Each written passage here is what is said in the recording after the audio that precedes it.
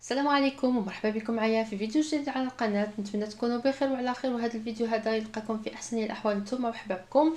اليوم ان شاء الله غادي نتلاقاو باش نحضروا واحد الحلوه بسيطه اقتصاديه وما فيهاش قوه التماره. كيف غادي تلاحظوا معايا حلوه الخليط المعروفه غنيه عن التعريف. هاد الحلوه هذه اللي تجي رائعه، مكونات جد بساط، حيت هذه هي الحلوه اللي كتوالم هاد عيد الاضحى. بزاف ديال الناس في عيد الاضحى ما كيبغيوش حلويات اللي تكون معقده او فيها شوكولات بزاف، كيبغيو هكا حويجات اللي هما بساطين ديال زمان. هاد الحلوه هذه حلوه قديمه ديال المغاربه. نتمنى انكم تجربوها لانها فعلا واحد الوصفه سهله، وكيف كتلاحظوا المكونات ديالها حتى هما باينين وبساط. وغادي نبديو على بركه الله ونعطيكم المقادير اللي غادي نحتاجو. هنايا 250 غرام ديال الزبده اللي تكون بدرجه حراره المطبخ. هنا عندي كاس كبير ديال زيت المائده، ما يكونش عامر كيف كتلاحظوا معايا هنا، على حسب واحد كاس ديال العنبه ونص. عندي كاس ديال اتاي هادو هكا عامر بسكر سنيده.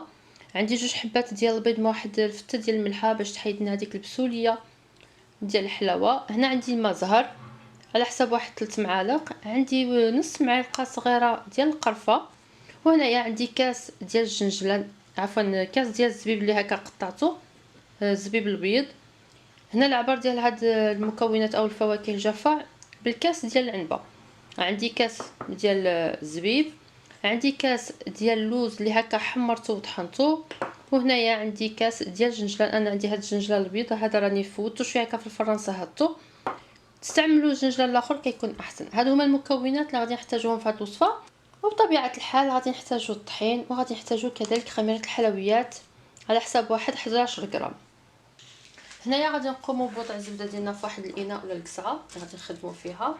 غادي نضيفوا لها السكر اللي عندنا ونخدموهم مع بعضياتهم. هنا من بعد ما خدمنا هذاك السكر مع الزبده، هنا غادي نضيفوا الزيت.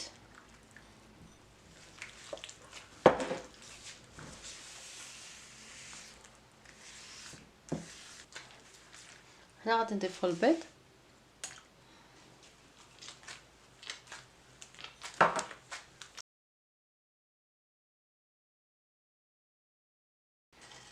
هنا غادي نمروا باش نضيفوا ماء زهر مع القرفه مع الفواكه الجافه اللي عندنا. القرفه كتعطيها واحد المذاق رائع. هاد الحلوه هذه هي وماء زهر غير ديروهم، في بلاصه ما نديرو دائما الفاني كنديرو هكا ماء زهر والقرفه كتجي رائعه في الوصفه. هنا غادي نضيفوا الفواكه الجافه اللي عندنا.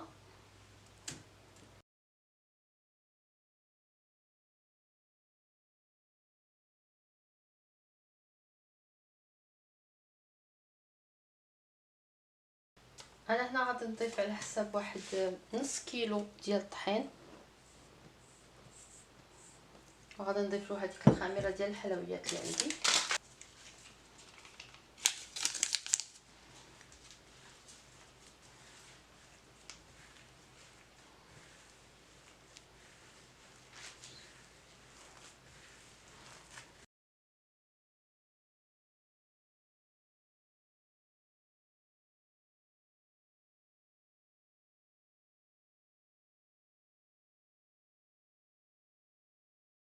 كنبقاو نضيفوا الفرينه ديالنا حتى تجمع لنا هاد العجينه هذه.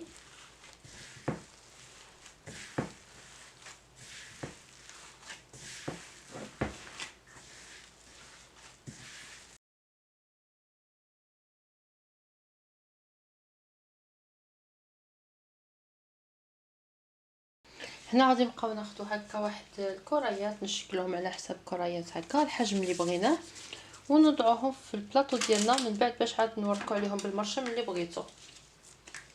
ما كانش عندكم المرشم ماشي مشكل، تقدروا هكا توركو عليهم بفرشيطه ولا وصافي. المهم نعطوهم هكا شي شكل باش نطيبوهم، عاد من بعد نفندوهم في سكر كلاصي.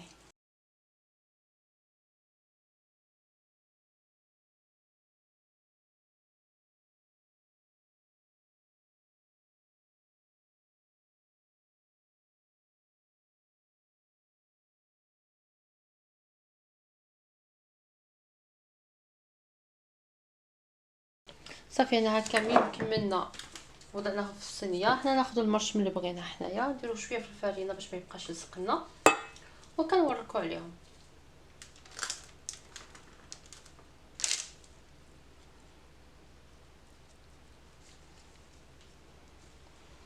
صافي كنواصلوا بهذا الشكل هذا، ومن بعد ندخلوهم للفران مسخن على 180 درجه لواحد المده ديال ربع ساعه 15 دقيقه هكا.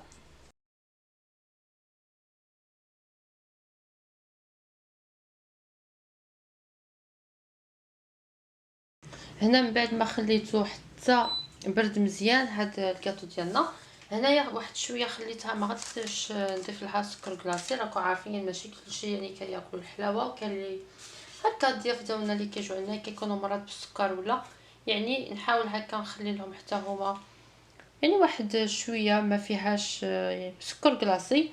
وهاد الكميه هذه النصف الاخر غادي ندير بها هكا، غادي ندير لها شويه حتى هي تاع السكر كلاصي هكا كتزيين.